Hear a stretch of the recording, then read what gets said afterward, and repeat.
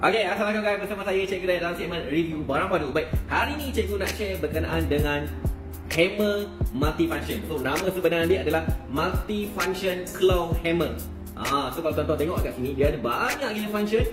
So dia ada nail puller, dia ada screwdriver connection hole, dia ada hexagon rank, dia ada hammer, kemudian dia ada banyak gila screw, depositor, safe lock, saw, nail file, can opener, hexagon rank.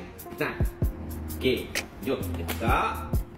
Okey, dia siap ada bag Oh, ini masuk dekat tali pinggang. So memang rare ya. Dia masuk dekat tali pinggang. So jom kita tengok. Okey, dia beri lagi baru plastik. Sangat berat Serius berat.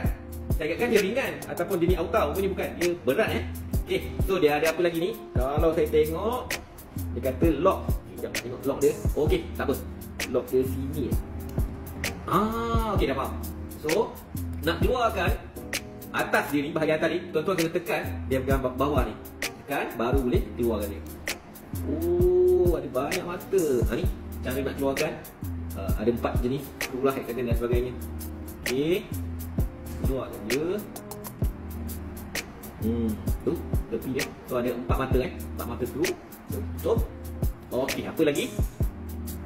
Yang pertama. Okey, yang kedua, pisau tajam juga. Tapi tu macam nak try Sekejap. Tekan dulu. Tak tahu dia tajam tak tajam kan? Inilah. Wih.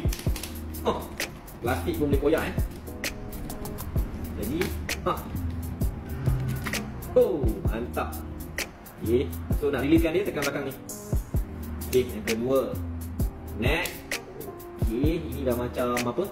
Kukunya. Nak pakai kuku. Baiklah, nice. Okey, yang terakhir. Okey, so gergaji. So kalau tuan-tuan pergi camping tu sangat-sangat sesuai nak gergaji potong kayu yang kecil-kecil lah, yang besar.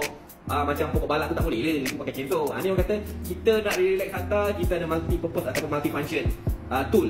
So kalau katakan tuan-tuan nak ketuk hammer pula, nak ketuk paku pun kita dah ada hammer, mini hammer. Okey, nice. Okey guys, kalau korang berminat dengan hammer multifunction ni, tekan je dekat sini.